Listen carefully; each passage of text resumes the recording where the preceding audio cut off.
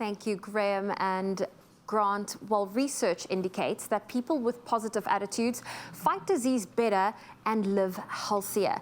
Now, we are about to take inspiration from this morning's, and we are showing you another movie junket that our very own JP Sebastian got to sit down with. So he got to sit down with Brendan Fraser and the Whale's screenwriter Samuel Hunter to share about its challenging career-defining role and, of course, that sensitivities and significance.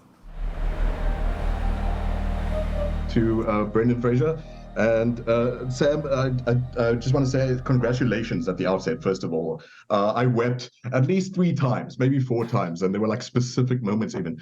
But Sam, I don't know how you even get me to cry looking at a blackbird on a windowsill. It's mind-blowing kind of stuff. No, Thank really, you so much.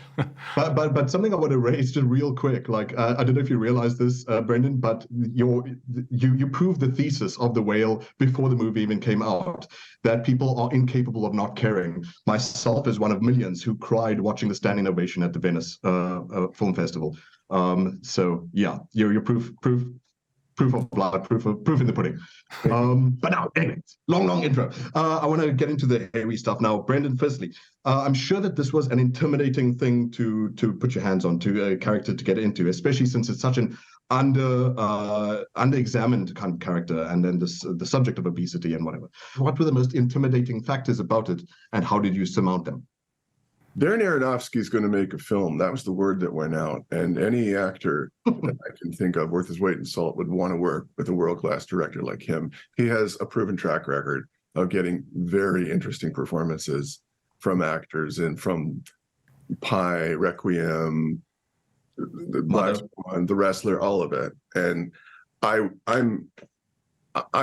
drawn to characters who are complicated and diverse, and who have if it wouldn't it be nice you could do this all the time, but have character traits that are complex and interesting. And Sam Hunter's screenplay provided everything in that and more in Charlie. And Darren's films have always challenged the human condition and have never offered up any easy answers. So that's a lot to work with, is the short answer. So that's why I wanted to be a part of it. Charlie is a man who lives with obesity. He is his world is in a 2-bedroom apartment somewhere in Idaho, USA. And his is a story that's told behind closed doors and windows all over the country, if not parts of the world too. But granted, it is not a uniquely American story, but it is common to where we are. And important because we never get a fair assessment or look at the life that individual lives, and those who he loves and those around him too, in as empathetic and authentic a way until now with the story that Sam Hunter wrote. What's really incredible, I think, as well, is that you're taking on an Aronofsky as well that's like a lot more tender, I think, than what we're used to. So it's a mountain to climb, I think, to set that new sort of bar. Sam, I'm going to quickly get on to you, though.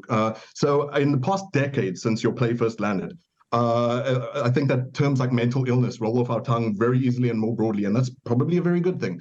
How did you change your story, perhaps, to make it onto the big screen?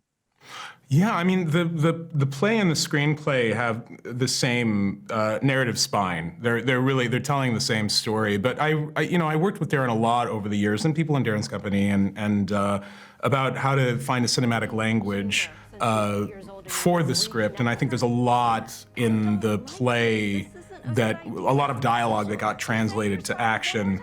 And thank God we got an actor as good as Brendan, who could tell Brendan can tell a novel with his eyes. I mean, it's pretty uncanny. But yeah, I mean, I think, I'm 10 years older. I'm 41 now, and I think one of the biggest changes in the last 10 years is I'm a dad.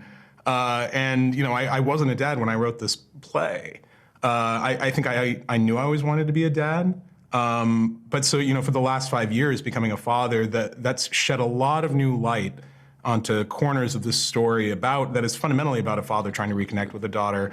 And I think really affected the execution of the story in subtle but really meaningful ways. I know that you felt that you were pretty rocked by Ellie in the making of this, the addition of her, maybe especially as being a father.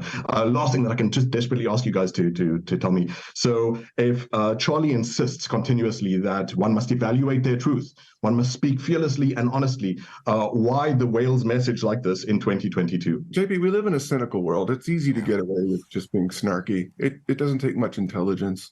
And to watch this film and appreciate it challenges how we respond to those who live with a condition as such. The nicest thing that the Obesity Action Coalition could have told me, and they partnered with us to advise us, was that they believe this is a film that could save someone's life. It's entirely possible. And that's good enough for me. Amazing person she is. That's right. And just as a non-expert, even leaving the theater, I felt impelled to action. I wanted to ask the next stranger in that the spirit of Pizza Man Dan, are you okay? That's what this movie did to me. So, guys, I'm afraid that's where I've got to wrap.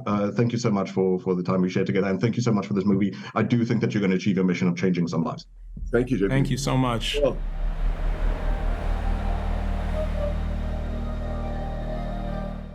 Well, it is a busy day, and of course, that was so incredible to watch JP Sebastian interview the screenwriter and cast members from The Whale. The movie is releasing in cinemas nationwide tomorrow, so please do go and check it out.